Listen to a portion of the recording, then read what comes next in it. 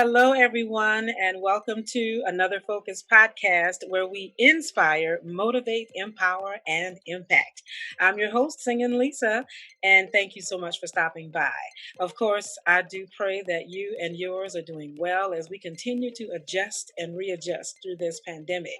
Well, I bring the focus on people who are doing great things in the community and beyond. And so, of course, today I am honored to have as my guest Dr. Robert Matheny. He is a graduate of the University of Arkansas for Medical Sciences.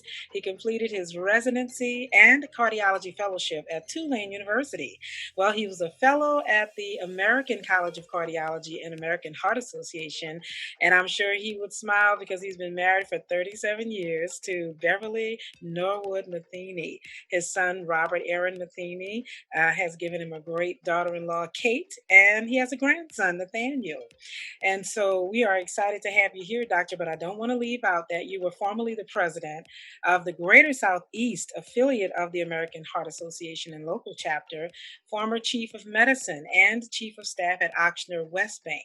Presently, you're serving as vice chief of staff at West Jefferson Medical Center, and probably the most exciting part for everybody when we get into 2021, but for you, you'll be starting as the incoming chief of staff at West Jefferson Medical Center.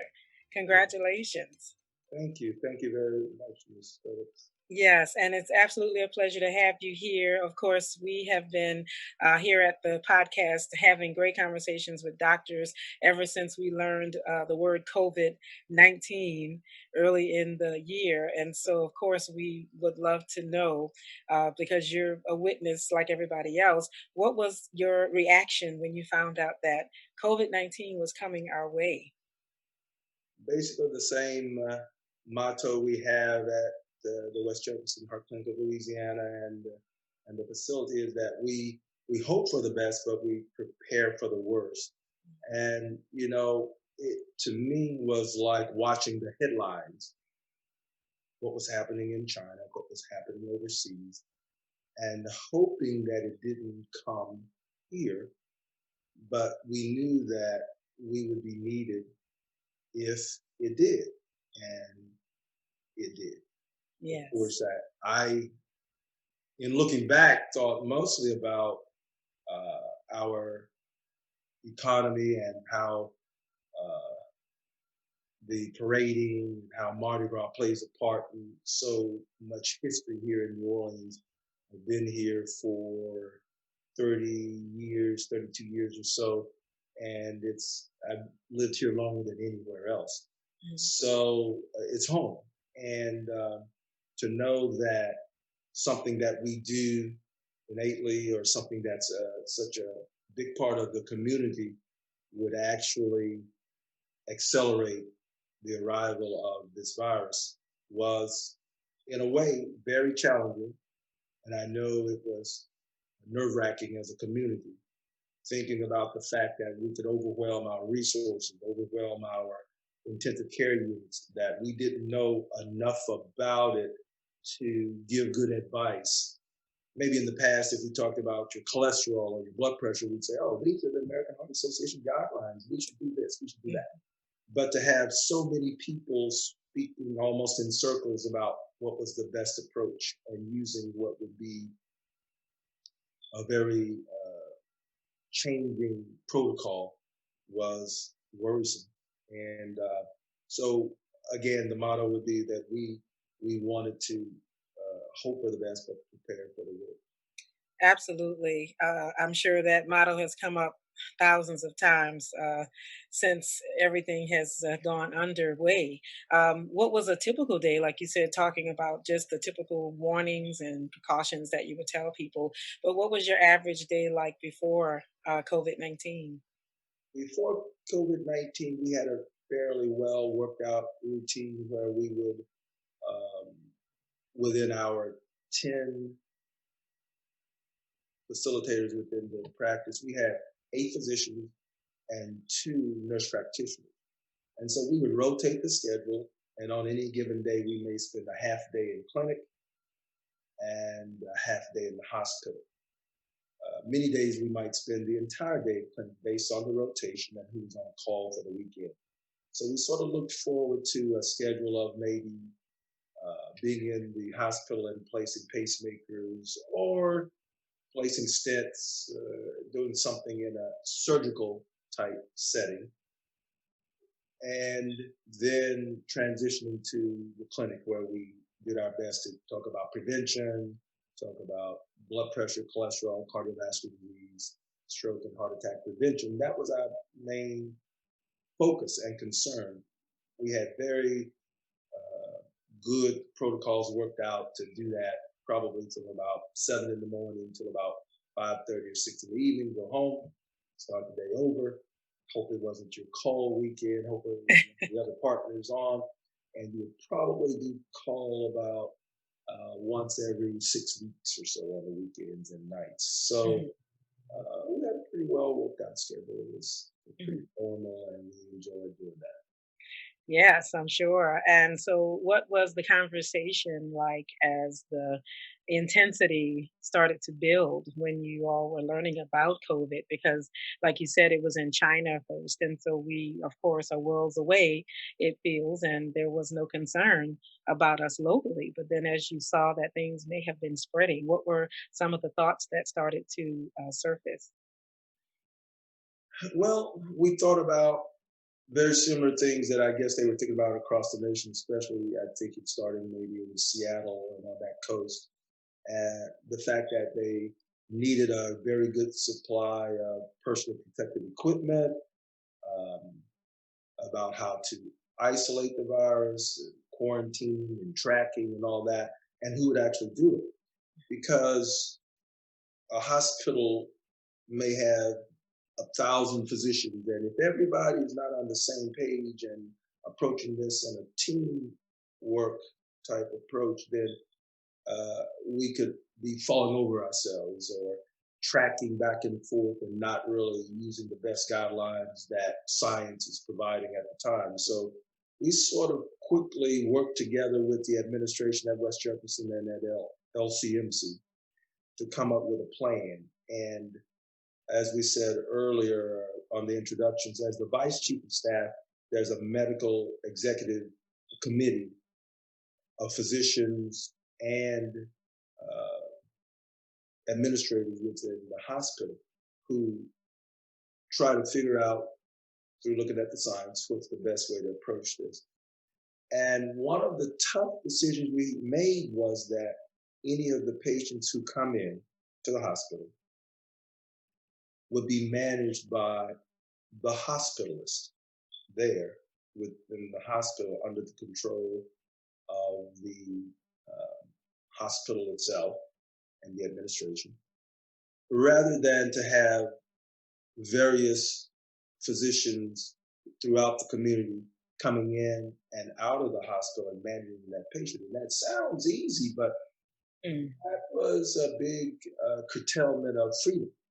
You know, you have physicians on staff with the rights to admit patients, and then you're sort of curtailing that because you want a nice, concise group of about 20 physicians who are sharing the latest information, who are managing the patients, who are quarantining and isolating them on separate floors, rather than having a physician who's in private practice, who may have just rounded in the nursing homes, who then comes into the hospital, visits several different patients, may be taking a virus from the nursing home into the hospital, and may not have the resources that the hospital has to clothe its hospitalists with personal protective equipment and the latest science and the latest information. So that was met with a bit of a challenge because you were basically taking another doctor's patients at times and giving it right back to them, hopefully healthy and hopefully past the infectious stage of the virus itself. But that's intruding on some rights. And so Mm. we had to have daily meetings and daily advisories. Emails were going out. The census, how many patients are in house? 60, Mm. 70? How many more beds are left in the intensive care unit? tougher questions even, that if we were full in the intensive care units, where would we get more beds? So we quickly went to the recovery areas, expanded our volume and intensive care unit beds, used a lot of the anesthesiologists to help with the nursing care there in the post anesthesia care unit, which is basically recovery area. And we had the coronary care intensive care unit, the medical intensive care unit, surgical intensive care unit, PACU, all beds basically available so that we could handle the increase in patients needing ventilator assistance and ventilator care. Mm. From there, we had to decide where we were going to put patients who were convalescing or actually getting better and didn't need the ventilator, or who came in and never needed the ventilator at all. Mm-hmm. These patients were potentially patients who could spread the virus to the staff and other visitors. So we had to decide where we would do this and isolate several floors to do that. So it was a step-by-step approach that as we encountered a problem, we would try to anticipate and accommodate, but often we were doing that on the fly and learning from other institutions what they were doing and what we had to do.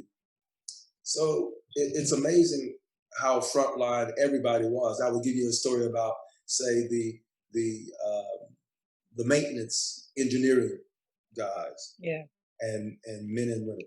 So you would think that they're not that as important maybe in the facility, but what we had to do was change the air conditioning system and the ducts. Mm-hmm. And they had to rent large machines that would then change the airflow from in to out and make negative pressure rooms so that a patient in there that might cough or sneeze or carry the virus, instead of going out into the hallway where the nurses are circling and going from patient to patient, it would be a negative pressure room so that the virus would be taken out, that the potentially infected air would be pulled out, and to make these large, machines available to make negative pressure, like large fans blowing outward, and then connect the ducts into from the outside of the building into floors that then suck the infected viruses and air out. Was just a marvel. And how they did that and made negative pressure rooms in multiple places that we needed was very instrumental in taking care of the patients, especially in the beginning. My goodness. Oh, you have said so much that brings my thoughts in so many different directions that I'm sure many listening may not have even thought that it would be, take in a hospital setting. You basically think in a hospital, everything is set, everything is there, everything that needs to be available for a patient is available. But we know very well that an emergency in a worldwide crisis like this really has put to the test every facility that serves patients in any capacity. And so what you're saying is not even something that is thought of because it's never had to be done, that I would think, to make a room of that type. Did that um, change happen to a certain floor or was it just to certain rooms? Well, we decided that it was counterproductive, of course, to have a patient in room 2 right next to a patient that's not infected in room 3 or 4, and having the patient spread out throughout the facility, 8 floors, 8 stories high, and in multiple wings. So what they did was to select a floor, and I think at that time it was the 6th floor and possibly 5th floors, to re-engineer to have negative pressure rooms and to put all of the COVID patients that had tested positive into those rooms. And then anyone entering that hallway would have a special area where they would prep, clean their hands, put on their goggles, the mask, the gowns, and enter that area and visit all those patients at once rather than Mhm. tracking back and forth to patients who were not infected. And Sure. so we developed a process of entering and leaving in appropriate protective personal equipment, masks and gowns and so forth. And the nurses that worked in those areas stayed in those areas. Yeah. There wasn't a lot of cross contamination and so forth during that time. So we set several floors aside just for the COVID patients.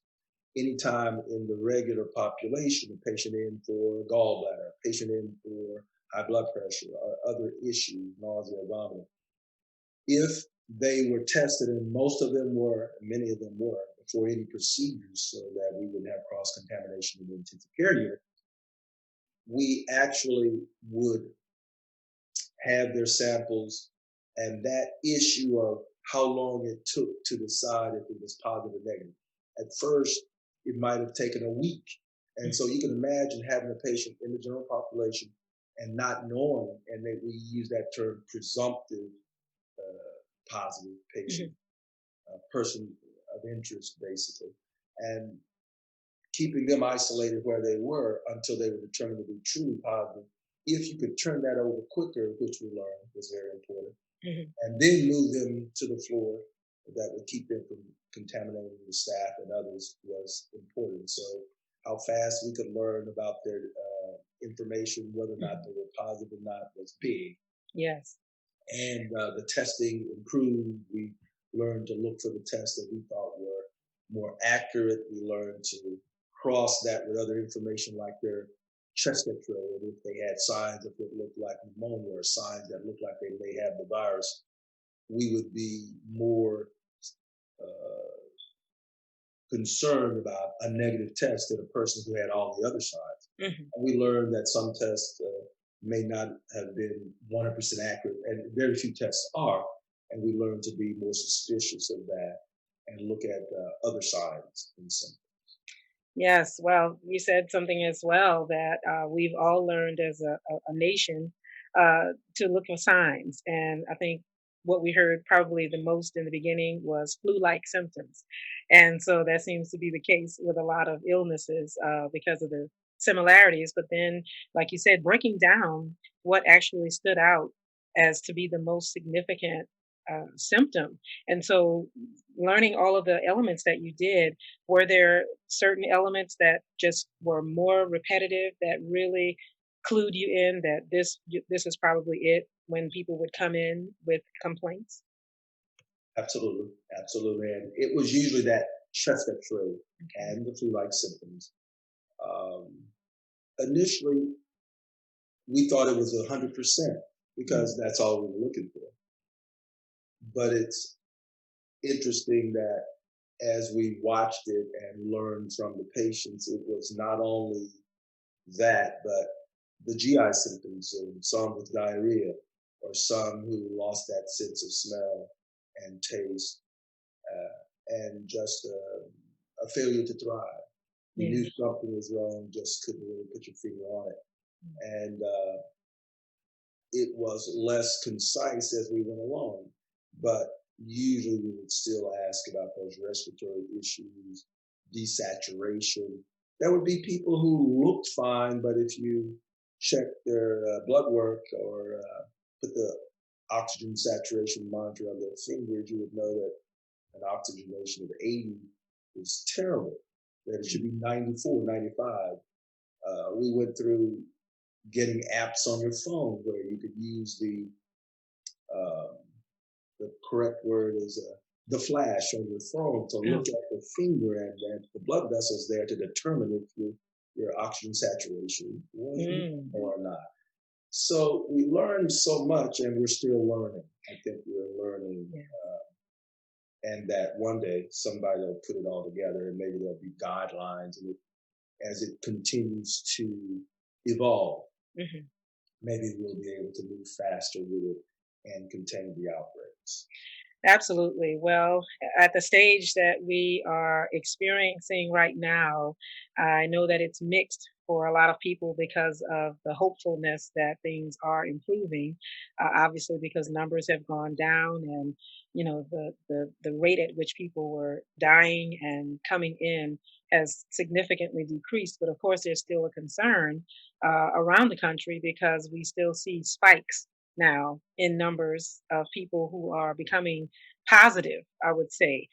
What does that mean to you in this, particular area when it comes to people that are becoming positive? Because obviously the test result is positive, but there's so many other factors that you've learned about for a particular patient.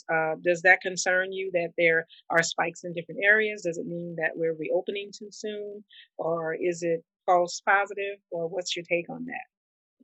Well, I think we've seen this before. Not the virus, but when we would study cardiovascular disease, they would talk about the stroke belt. They would talk about the heart attack belt and how the South or different regions with different customs would have different um, rates of heart disease in different communities. So it's not an unusual concept. So in with the virus, it seemed to come in where there was more mixing, more population, something like hotspot would be Mardi Gras and bringing in millions of people. So it seemed to be natural to me and to others that it would follow first the population centers where there was more travel, more confined space, communication, the larger cities like a New York. We were in that early population spike mainly because we had so many people coming, of course, to Mardi Gras. So the others, maybe out in the rural areas, would then say, oh, that's just their issue. But what we saw was that then it would disseminate and move out to the more rural areas. And you learned how to work and control it in one area, but it's spreading to another. That's normal. That's not unusual. We should have been, I think, learning as much as we could where the virus was and then modifying where it was going, modifying our treatment where it was going. And I think that we've seen that happen here with hurricanes. And what they're talking about right now is fatigue and saying that, oh man, six have come, the next one we're going to ignore. Yeah. Or the Katrina story. Yeah. They always have us in the cone and it never happens, and then it happens. So others may be looking at the news where we're saying, wash your hands, cover your face, and you see the news and our attention spans are very, very short, and we want to go on to the next thing. That problem should have been solved. But it's not really a problem until the hurricane comes to your location. Mm-hmm. And it's not really a virus issue until it comes to your community. And we shouldn't have that fatigue, but we should just try to learn, maybe not burn ourselves out, but learn a little bit more about it, read more about it, listen to the science, and then when the time comes, be prepared. Hope for the best, prepare for the worst. You should be ready when it comes to your community. So I think that was something that maybe many people said, hey, you have to treat each community based on what's going on. Mm-hmm. And so the testing would be an early clue to say, hey, the positivity rate or the number in our community is increasing. The things we've learned, we should now stress even more. We should be more active. We should put everything into place and start working harder so that our local hospitals here in, say, northern Louisiana or western Louisiana, they should not have to have learned the tough lessons again. We should have looked to the population centers here, said, let's do this, let's shut down this, let's do that, stop the traffic. High traffic areas should be cleaned, high traffic Unfortunately, some people think again that they are immune, that they're not the ones that are going to get it, that they have some divine purpose or plan, or there's some divine purpose or plan just for them. Certainly, we do believe in that, but that we're given extra time to prepare for what is actually a natural occurrence. We should have used it for our benefit, but some use it to do other things and to look away. But I think that we've learned a lot and that we should share that, and that's what this is all about. Yes, I love it. It is nothing but an opportunity for everyone to learn and to be better and to improve in really every area of life. And so, everyone, we are speaking with Dr. Robert Matheny, incoming Chief of Staff in 2021 at West Jefferson Medical Center, sharing with us so many wonderful nuggets of information that have been learned since the pandemic has come our way. And so, Doctor, you mentioned so many great areas that we could pay attention to, lessons learned, and things that we should obviously take away a lot of knowledge for the future about how things are approached. But how was the atmosphere for your staff and all of the preparation? Did you have the PPE shortage like so many places had? And what was the camaraderie and the morale like that you had to sort of put together? Well, early on, we did have some of the same issues that others had. We had to reuse our PPE.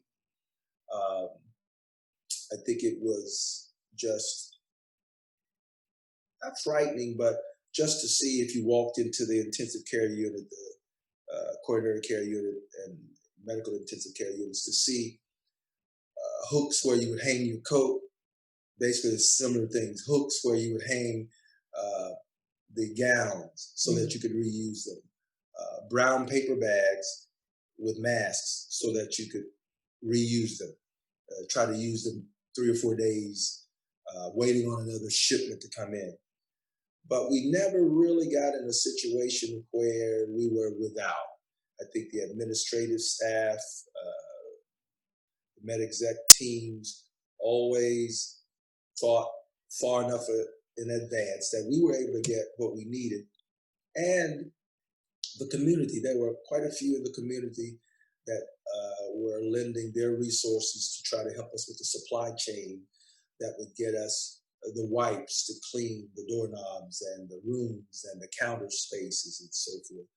The masks would come in, and we were fortunate to have that, even to the point that I believe it was the Memorial Convention Center and the military brought in right when we're peaking at our highest numbers within the city, and especially at West Jefferson and at Oshner, to sort of decompress the hospitals.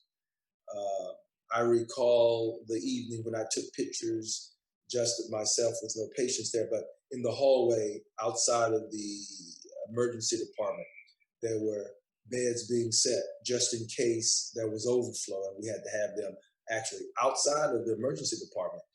And that was worrisome, but we were prepared.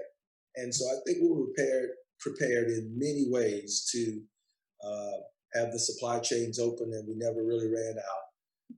Had the supplies and areas ready at the Memorial Convention Center just in case we had a continued surge. And it sort of topped off just in time to sort of avoid major use of those facilities. Mm. And I remember most the earlier days. Right now, I don't think I've ever had a chance or a time to recall walking in to the supply areas that we have in our clinic and at Mm. the hospital and not having N95 masks to use. Most of the time, we've learned to be cautious with them.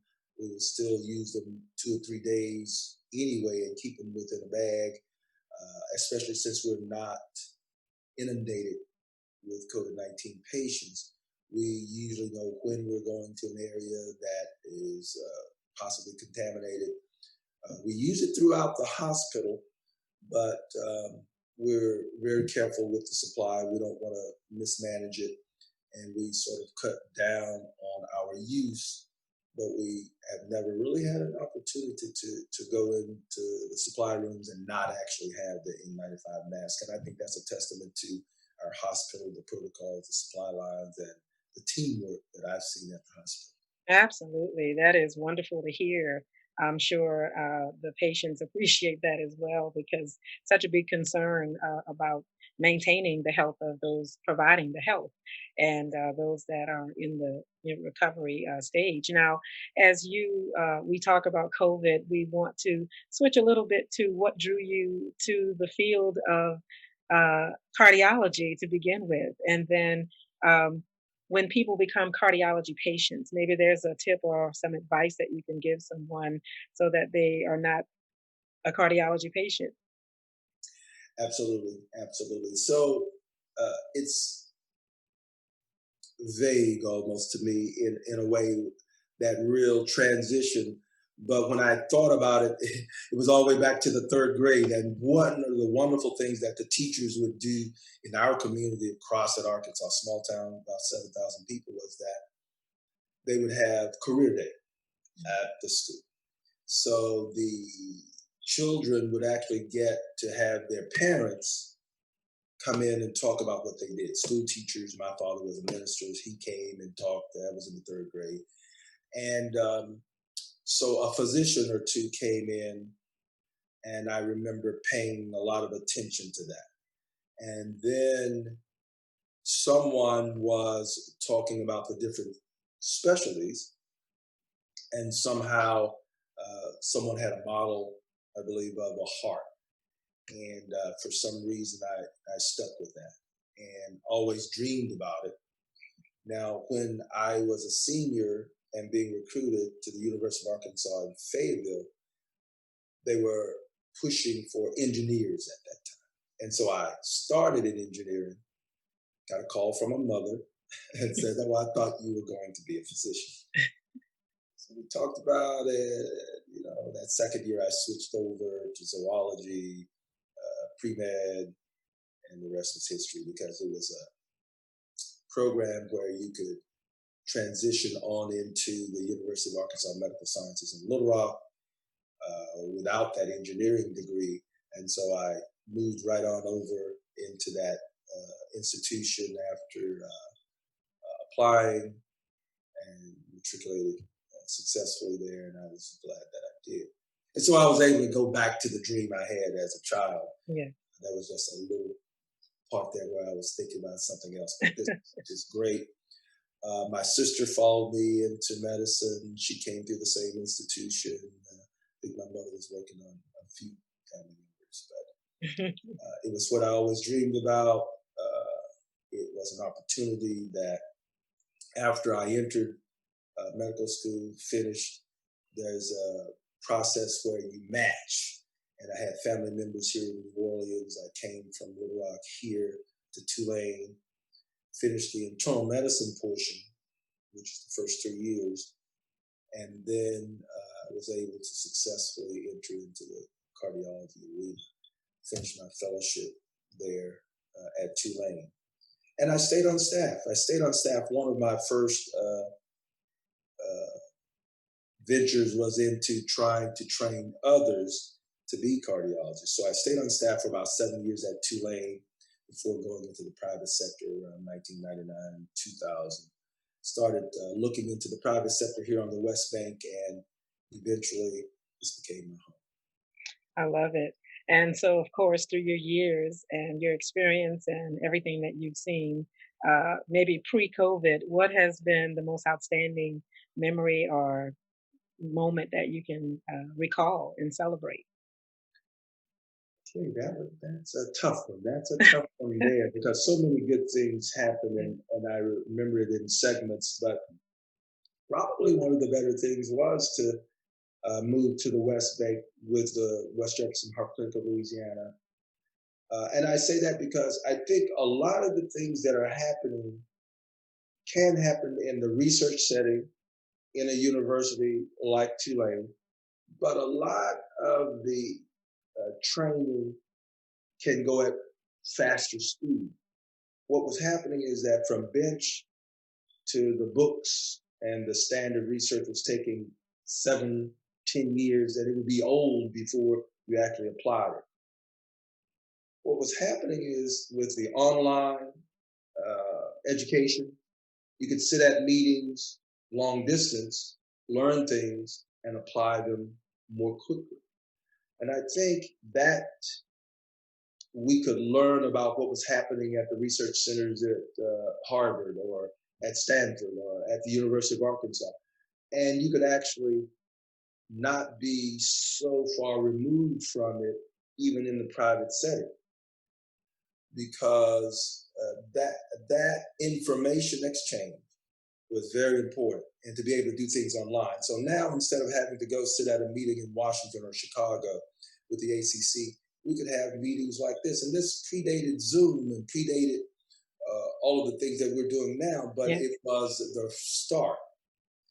And then basically we got into the position for things like this. Can you imagine having a virus or a pandemic and Right. having to wait for the years of research to transpire before you could really learn how to use that information and knowledge? And so now Zoom and GoToMeeting and all the other venues that use telemedicine are actually very helpful and helps us to respond so much more quickly. Yes. And now we're applied scientists where, yes, we can look at the studies and we can interpret and use that data almost at bedside. As a Mhm. matter of fact, that's what I remember. One of the things we remember the most, the patient would be in the intensive care unit room, and the doctor would be outside on a laptop talking to the patient, looking at their labs, using the electronic medical record to see what's being done somewhere else Yeah. and what's been done at another hospital.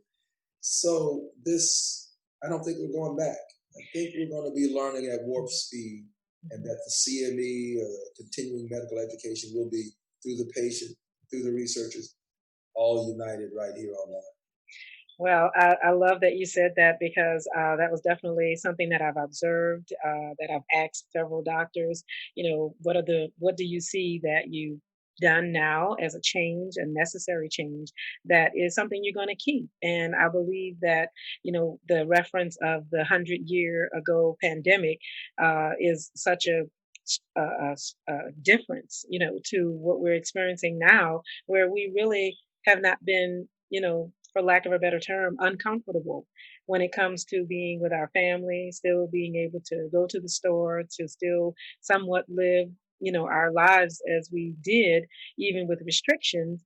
We're not closed off from really anything except that you're in the hospital, obviously dealing with this situation and you're, not connected to anyone. And I think that's probably one of the areas that I've learned that has been most difficult for patients.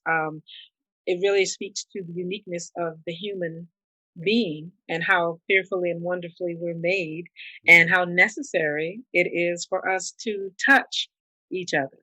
And I've learned that just hearing from other patients, and maybe you can speak to that as well, just that isolation that has really been such a mental strain on people in their adjustment to all of this.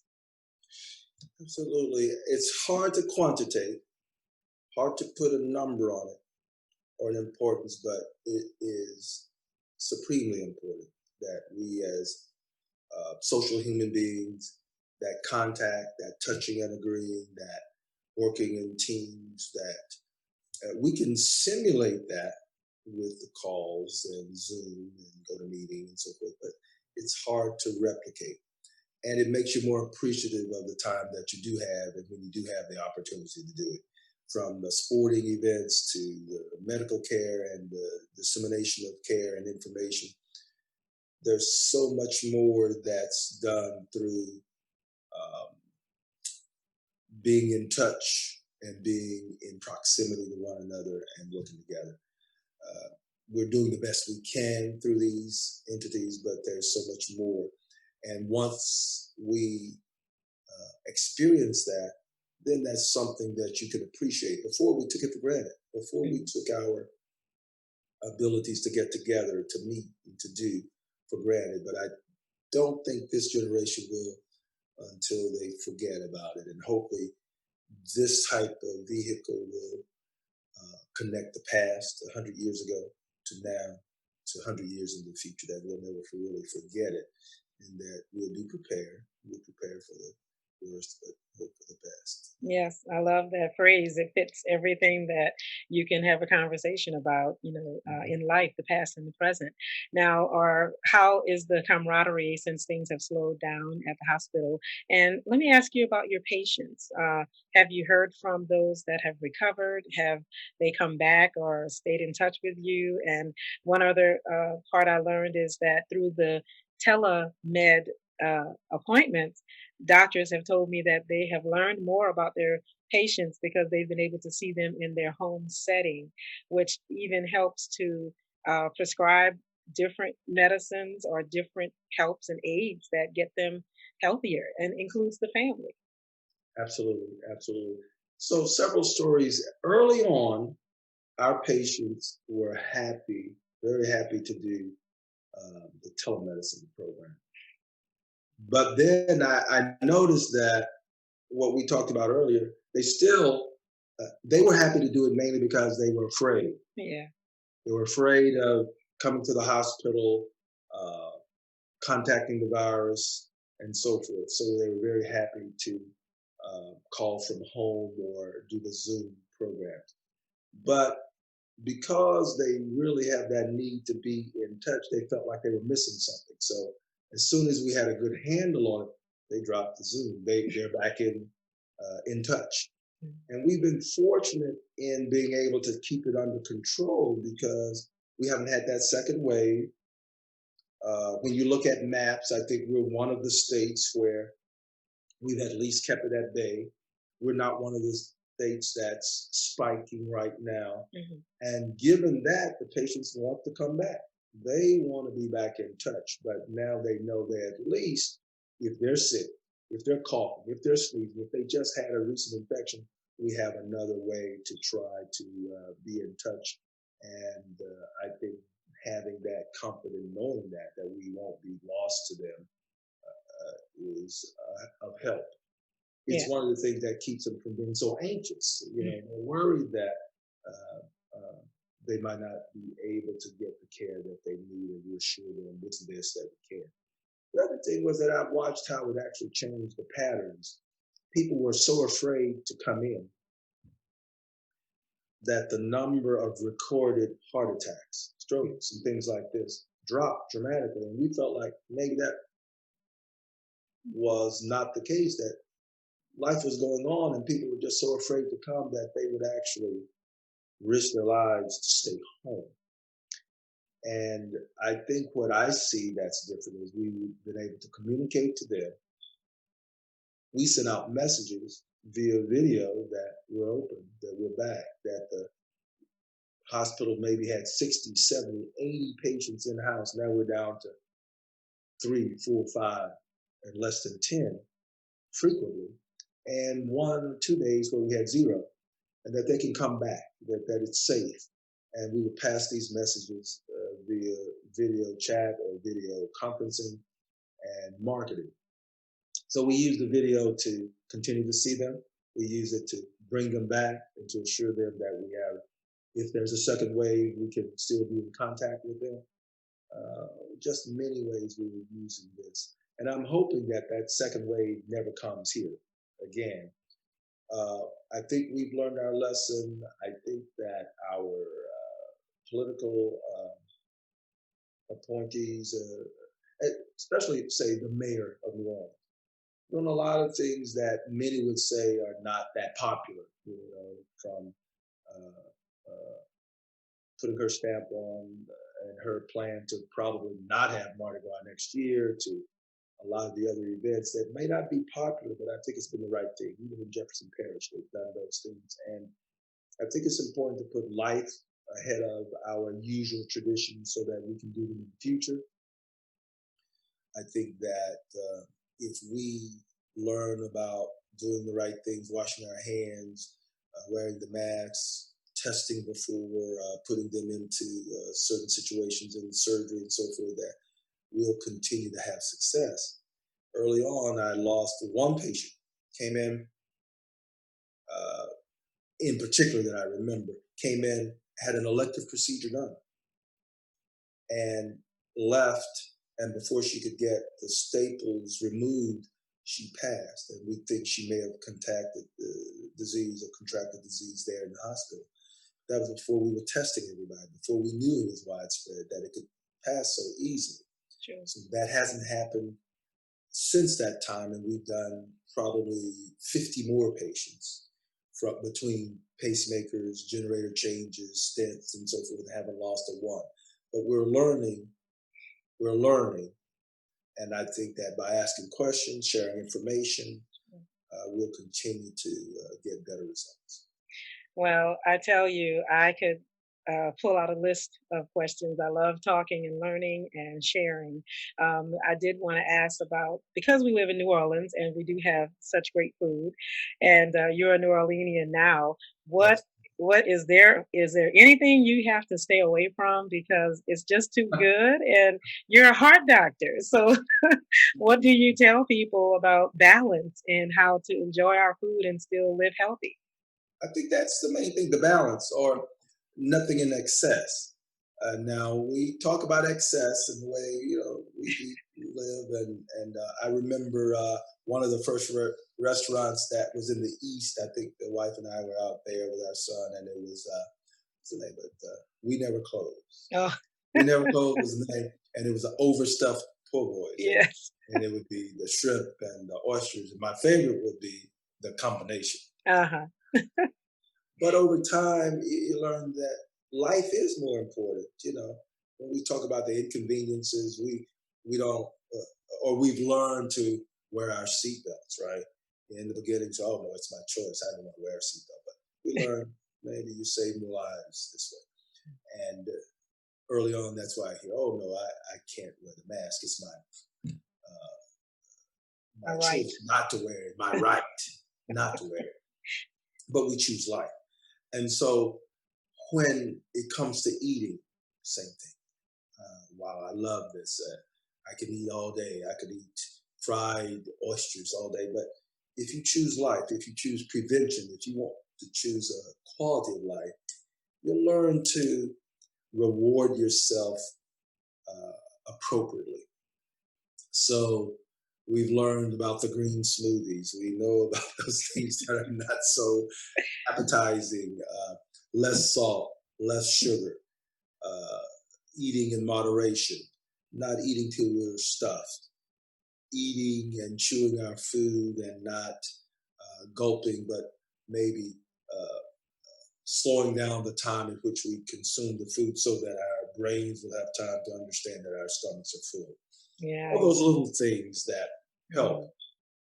But the food here is wonderful, certainly is, but life is more important. And that's the same message with the virus and the things that inconvenience us, with driving and the things that inconvenience us. I have my favorite restaurants out there, and we just try to limit, set an example, talk to one another. We live in a wonderful neighborhood, and there are wonderful neighborhoods all through New Orleans. So Yeah. we learn to walk our 30 minutes 4 or 5 days a week. We learn to not just walk, but do some resistance training, because if you yo-yo and lose weight, you'll probably gain the fat but lose the muscle Mhm. in those downturns. So you want to work with pulling and pushing and rowing and lifting some, so that you keep the muscle, plus do the aerobic exercises, and not eating late, and just so many interesting things that it's a continuum of learning Mhm. that we should always do. Interface, look at the sites. I think one of the most exciting things that's coming on is the technology that allows you to look at your own heart rate and check your oxygen saturations. It's not unusual for you to stick your finger, if you're diabetic, and check your own blood sugars. You don't have to go to the doctor for that. Right. I think soon we'll be monitoring our own blood pressures 24/7, or being able to use the monitors that attach to the electronic records and send our blood pressures that we're checking regularly, so we can see the trends, Mhm. much as we see the trends in our neighborhoods when the virus is spiking. Yeah. All these things we'll use for our blood pressure, our heart rate, our blood sugar, all Hmm. these things. And these are chronic diseases that won't go away. Mm. See, we want a disease to be treated and cured. Yes, We're not going to deal with the chronic disease. We want the virus to be gone. It's absolutely. spiked, it's gone. We're not worried about the second wave, and that's an issue. Hmm. But these chronic diseases like blood pressure problems or cholesterol problems or problems where we're not really looking into our health, we want that to change because it's a lifelong lesson. And we're Hmm. going to go through trends. And if we would look at others and see our family history and what they went through and not have to relearn those lessons, if we would look at the medical literature that's available on WebMD and other good sources where we can learn about the medications that we need. If we could avoid those sayings like 5 by 50, I tell my patients that many of the pharmaceutical companies and others that were looking at getting into that field maybe because they could make so much money because most people are going to be on 5 different medications by the time they're 50 because Oh, they splurge and they don't exercise, they don't keep the weight down, they don't look at their blood pressure, they don't even monitor that. So now they're taking 1 or 2 medicines for the blood pressure, 1 or 2 medications for their diabetes, 1 or 2 medications for their thyroid, and pretty soon you're hooked to the system. yeah. And that system needs to be analyzed and make appropriate changes. Hmm. Make changes where they're needed. And especially if you look at your family history and you have a problem with stroke, amputations, then you ought to probably look at asking those family members what were their lifestyles like? What did they love the most? And I would look and talk to my mom about what they did as children on the farm and what they did and what they liked. And I would see similarities and say, hey, Hmm. I love that, but this part needs to change. I Yes. need to eat Bluebell ice cream every night because I think growing up in a family of 7 children, 1 girl, 6 boys, Oh. both parents at home, we were fortunate to have that. And I always tell my son, my parents were married 50 plus years, 54 years before dad passed. We've been married 37 years. We expect that out of them, and we should share all that information and talk to each other about it. One of the things that's in the family is heart disease, and that if he would look at what we're eating and try to eat more plant based and so forth, that might be beneficial. And learn those lessons and share those lessons with each other and with our patients. I think that's beneficial. Well, I love it, and you're absolutely correct. Because our family history said one thing, I believe does not mean that our life has to reflect that. That's true. Especially through the choices we make and the changes that are possible. And so you mentioned the word change and changes. And so that really brings me in several directions. But as we close, I'll ask you, we're into such a full year. It's been not only hurricanes for us and the pandemic for the world, but now we're into an election year. And did you have thoughts on the protests that seem to be interesting in the sense that there was not a lot of virus cases maybe that came out of the gathering of so many people and thousands of people everywhere that did gather to protest. The concern, I think, immediately was about people becoming positive and getting this virus. But did that seem to affect what their efforts were? You know, it's interesting because I'm humbled by learning how much we don't know for sure. I'll try to give an example. That was a mother who called me about a young man who was at one of the colleges and associated with sports and the cheerleading teams. Therefore, they got tested. That young man tested positive but had no sign. Mm. He was in such good shape. He could run, he could jump, he could do.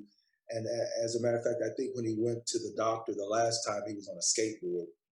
That can be pretty grueling to go a couple miles for Yeah. me, but not for him.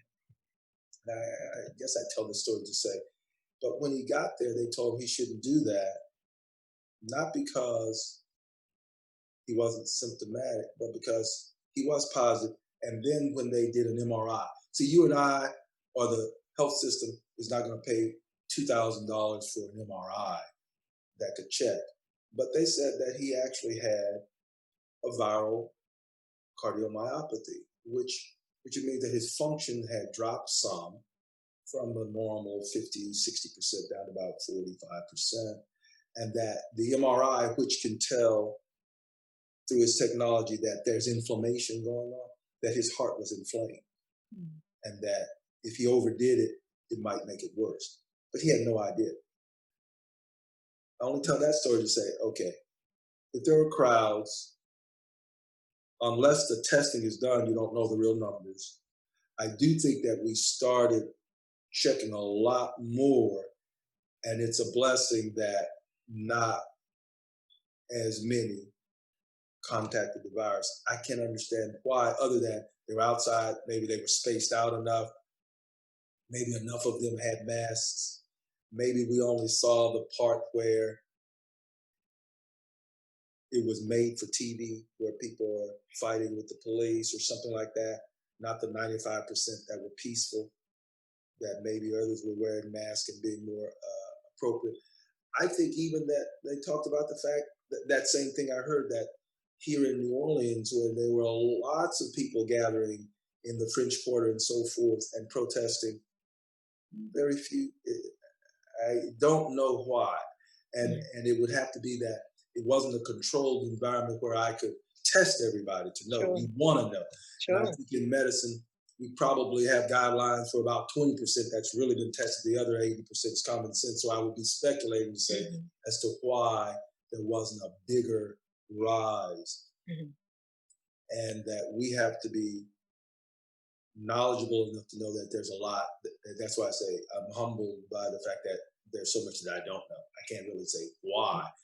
But I would say that I have colleagues, and I've talked with others and said that I think that change is important. And what I've learned to do, I think, is not to change who I am. I'm not the one out there marching. My march is in the hospital, where I think has been in the past some differences in the care among my patients. I want to make sure that all of my patients are getting the same care. So my march is to make sure that there's cultural sensitivity, that we talk to one another, that I understand the ladies I treat and not just the men, the different minorities that might be there that might not be the same as mine, and that I've talked with other doctors to make sure that through Tulane that they were learning that, you know, if an African American tells you that they're having pain, you say, oh, that's, you know, I don't get the same response maybe as a different person. Sure. That we learn that there are guidelines, that we treat everybody the same, that we, if there's someone having chest pain, there's ST elevation, that we come out in 30 minutes. We don't say, is it this person or that person or this a lady or a man or black or white? We're going to treat them differently, but we have guidelines to treat everybody, and that we use that judiciously. So I think of my march as making sure that things like that aren't happening. I think that just my representation by being there speaks to that, that you don't get to be chief of staff because you work in a vacuum, but others recommend that you get that position. And so that there is some awareness that there needs to be change everywhere, and that before me, a lady was chief of staff and from Korea, and so a minority in her own right. And before that, so I think West Jefferson has a community of physicians that tries to make sure that we're applying our talents and directing medical care to community without reference to minorities or the major population being treated differently. And we actually ask the tough questions, and we sit and talk about those things, because I think that's where I come in. I want to make sure that the things that I was taught coming up, like there are too many liquor stores in the African American communities, too many places peddling cigarettes. And again, in moderation, everything's okay. But I always tease them. I said, so you're only smoking, you're only consuming a little bit of poison, with some cigarettes, just a little bit of poison, but it's still poison. It can hurt. And I try to make sure that we use the same compassion with all of our patients. And what I'm saying is, I don't need to march there. I do applaud them for the changes they're making in that area of change. But the changes we're making is trying to make sure there's quality across the board, that there's guideline medicine being practiced across the board, that we as professionals have a council that's looking at each physician to make sure that any complaints are dealt with from the patients themselves. If they're valid, we want to address them. We do things like that, and that march is in my area of medicine that I'm trying to make sure that if you come to West Jefferson Hospital, you're going to be treated accordingly, appropriately, quickly, with quality standards, and that's across the board. Well, I have to say that I appreciate your answer. I believe from the heart and from your experience is what we heard, and I really appreciate it because I believe that is what people are looking for when they speak and fight and stand and represent what justice looks like and what equality looks like. They want to feel that they're being given every opportunity to receive that.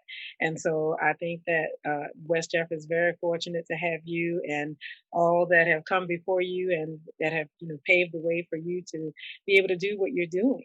And so, as you move into 2021 with all of these advances and technology, hopefully not COVID, but what are you looking most forward to as you take on this new position and challenge? I think I look forward to making a difference. I have talked again about the things I learned from the American Heart Association, not just to measure disease, but to measure health. Try to look at setting a standard for um, eating more vegetables, achieving goals with blood pressure guidelines. A lot of this is built into our medical records. Uh, Instead of waiting for someone to come in with disease, trying to reach out to the community, offering health fairs, uh, communicating more, and working in the area of prevention. So rather than waiting for a problem to happen, even healthy people get them exercising, not waiting until you have a heart attack. Getting healthy people or people who think that they're healthy to set a different goal or standards and continue to work toward these goals. We don't really want to wait until we're spending millions of dollars and busting the budget, whether it's through the insurance companies or out of our pockets, to pay for $100,000 surgeries for pacemakers, defibrillators, open heart surgery, and things like that. Yeah. If we as a group could be more healthy, and if we as a hospital could lead our community in that stance, I would be happy just seeing that I made a difference in reaching out to the community and affecting that change. As a physician, I get to do it one on one. As the chief of staff, hopefully I can get to do it community wide and then challenge others within our community, because there are other hospitals, Truro, now East Jefferson, Children's Hospital. As communities, we could work together to set standards in our communities, challenge the others to do that same thing, and challenge each other to do a better job within our own communities. And I think that I want to be able to leave West Jefferson and the entire community a better place during my 2 year stint as the chief of staff. That is going to be wonderful. I can already tell because your energy and your foresight is already in place, and I think they're going to benefit in so many ways from that. Your population that you serve, is it primarily the elderly? Does it include children, or what is the age range of that? Usually, our age range is the adult population 18 and older. Okay. Rarely, we might get a younger patient. Fortunately, we have a children's system within our uh, medical community that will take care of the 18 and younger. Okay. As a cardiologist, there are pediatric cardiologists there that deal with a lot of the congenital heart disease. And because they've done an excellent job, these patients are living longer. So we have to work together with them in that transition period. But our population is 18 and older. The oldest patient that I put a pacemaker in was 88. And she was asking me, and the family was asking me about whether or not they should even do it. And I remember going to, I think, her 100th birthday Oh, party, and I think she lived to about 105. We had to oh, replace the battery because she was still living. well, And that's a but good that was the problem. family and good genetics, and that's a good problem. Yeah. Our population is getting older because I think of some of the successes that they personally have made in lifestyle changes and the medicines that we use. And so the problem is getting tougher when you're dealing with trying to do a procedure on a 90-plus-year-old. And that alone is new territory because many of those patients are not in the trials that we use. So Mm. much of the information we're learning is from patient to patient. The patients are teaching us, and we're sharing that information. Well, as you've said before, you are humbled because you continue to learn, and there is so much to learn. And I don't know if there's been a time when the world of doctors have been studying the same thing for the same cause to save lives and to make people healthier and better. I think that is such a gigantic project that everybody can be proud of, just to be a doctor in the world and be all studying the same thing. Are you looking forward to a vaccine? I am, and I'm looking forward to not rushing the process, validating the outcomes, making sure that we um, do it the right way. I believe there are several different companies coming out with vaccines. Our history years ago from thalidomide babies in England, where they might have rushed the process and put out a product that caused issues. That's not what we're looking for. We're looking for the best, like the polio vaccine coming out and changing the world. We Yeah. want something like the polio vaccine. Mhm. And we're hoping that this vaccine is helpful. Certainly, there are some concerns about the fact that it's a RNA virus which can mutate. If you make a vaccine that handles one issue, will you be dealing with a different need the next year with a new vaccine, which is the flu, strains Mhm. A, B? Which strain is it? Do we have the right vaccine? Right. So certainly there are challenges, but the new technology, the new camaraderie and working together, hopefully from multiple countries, multiple scientists, the doctors, the nurses.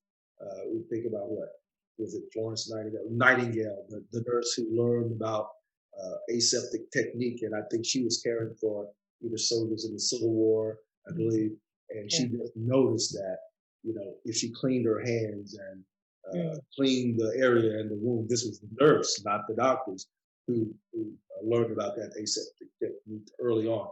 Just those things, the entire team of people, from the patients and their observations to the nurses and the respiratory therapists and the people working within the facility, we'd all work together as a team. I think there's nothing we really can't overcome, and I think we're on this earth to contribute. Yeah, I absolutely agree. And I am sure that you are like most doctors I've talked to who love their nurses more than ever Oh, before absolutely. they have risen to levels that they probably didn't know they could achieve. But I think that doctors have become aware that, my goodness, I have really some fantastic nurses. And so just heroes all around. And so I cannot thank you enough for your time and just for sharing your heart and all of your work and the challenges and just this journey that we continue to travel right now because it's not over yet. But the process and the success, I think, just speaks to all of the efforts that all of you doctors are doing. And so I want to say thank you as a citizen, but also just understanding what it means to be on the front line is a dedication that can only come from the heart. So we appreciate you being a heart doctor. And maybe if everybody gets well, you can go into zoology a little bit. Well, let me thank you as well. One of the things that happens is the stress of the front line, the stress of the patients.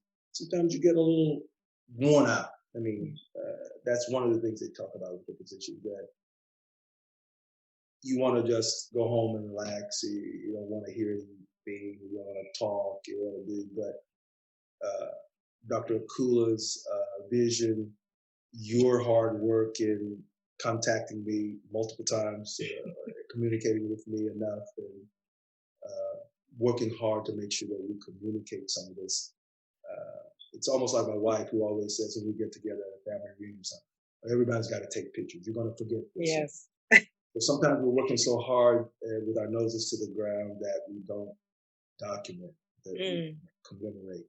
And your work and your professionalism in putting this program together and getting me to this interview, I appreciate it. Oh, well, it has been my pleasure. And that's very true. We have to take pictures. I agree with your wife. We have to document everything because those are the memories that we can look back on to just talk about what it was that day that made it so special. So I can definitely look back on this and think about a lot and reflect on a lot. But of course, we are looking forward to next year and maybe we can revisit again to see how things are going. And it would just be a pleasure. And again, congratulations to you. And we know that West Jeff and everybody is going to benefit well from your service. Thank you very All much. right. Well, everyone, this has been another Focus podcast. Of course, it's been my pleasure. And I want you, as always, to stay focused.